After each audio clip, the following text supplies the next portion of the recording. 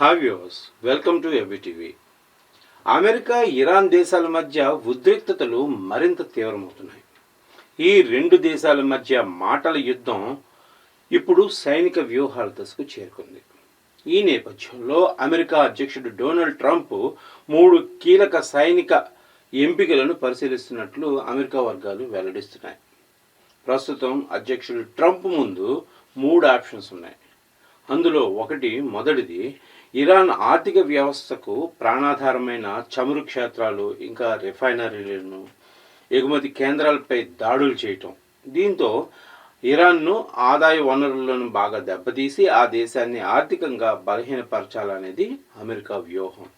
ఇక అమెరికా ముందున్న రెండో ఆప్షన్ ఏంటంటే ప్రపంచ చమురు రవాణాకు కీలకమైన హార్మోజ్ జలసంధిపై పూర్తి నియంత్రణ సాధించటం.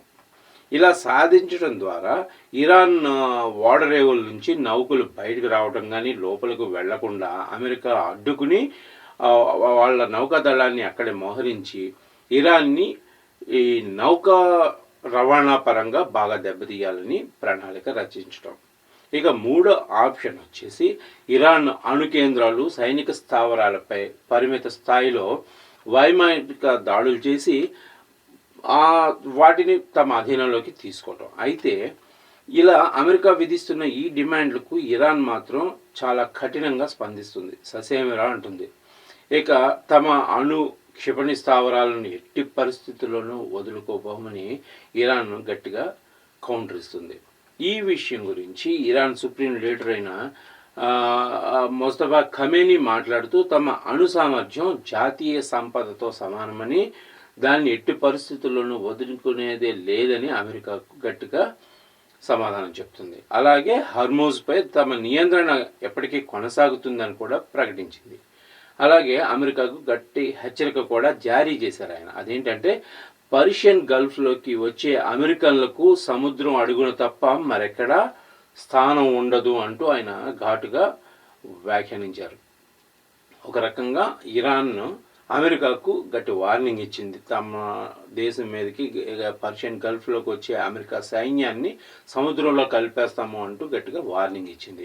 ఇలాంటి పరిస్థితుల్లో అమెరికా ఇరాన్పై యుద్ధ చర్యలు ప్రారంభించి 60 రోజులు పూర్తవుతున్న ఇలాంటి టైంలో అమెరికా ఒక కీలక ప్రకటన విడుదల చేసింది. అదేంటంటే ప్రస్తుతం మేము యుద్ధంలో లేము, యుద్ధాన్ని ముగించాము అని అమెరికా హౌస్ స్పీకర్ అయిన మైక్ జాన్సన్ తెలియజేశారు.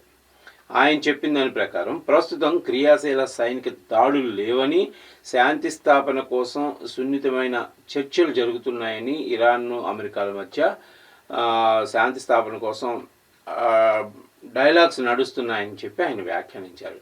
ఈ వ్యాఖ్యలకి రాజకీయ ప్రాధాన్యం సంతరించుకుంది. ఎందుకంటే అమెరికా చట్టాల ప్రకారం కాంగ్రెస్ అనుమతి లేకుండా అమెరికా అధ్యక్షుడు 60 రోజులకు మించి యుద్ధాన్ని కొనసాగించలేరు.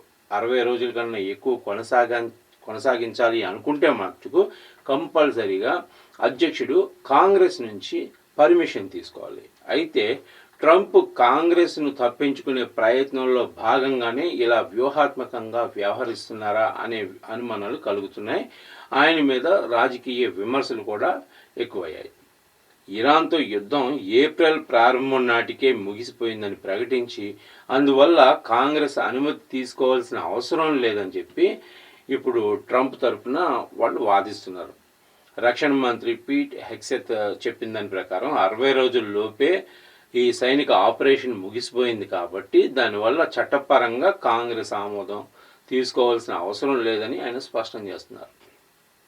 ఈ సందర్భంగా ట్రంప్ నాటో మిత్ర దేశాలపైన కూడా అసహనం వ్యక్తం చేశారు. అదేంటంటే ఎందుకంటే ఇరాన్ యుద్ధ సమయంలో ఆ దేశాల నుంచి హర్మోజ్ జలసంధిని ఓపెన్ చేయించాలని చెప్పి నాటో దేశాల సహకారం కూడా కావాలని చెప్పి ట్రంప్ ఆ దేశాలను కోరటం, వాళ్ళు సహాయం చేయడానికి నిరాకరించడం, దాంతో ట్రంప్ కూడా సహనాన్ని కోల్పోయి పిరికి పందలు అంటూ వాళ్ళ మీద అసహనం వ్యక్తం చేయడం కూడా తెలిసిన విషయమే. దాన్ని ఆసరాగా తీసుకుని ఆ నాటో నుంచి నాకు అమెరికాకు ఎలాంటి సహకారం అందలేదని చెప్పి ఆ నాటో దేశాలైన స్పెయిన్, ఇటలీ నుంచి అమెరికా తమ సైన్యాలను వెనక్కి పిలిపించుకునే అంశాన్ని కూడా ట్రంప్ పరిశీలిస్తున్నట్లుగా ప్రకటించారు.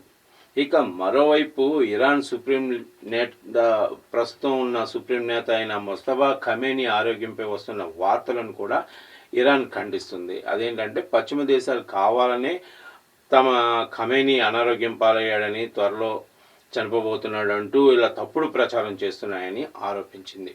నిజానికి ఖమేనీ ఆరోగ్యంగా ఉన్నారని, ఇటీవల బాంబు దాడి జరిగిన భవనంలోనే ఆయన ఉన్నప్పటికీ కూడా ఆయన సురక్షితంగా ఆ బాంబు దాడి నుంచి బయటపడ్డారని ఇరాన్ అధికారులు వెల్లడిస్తున్నారు.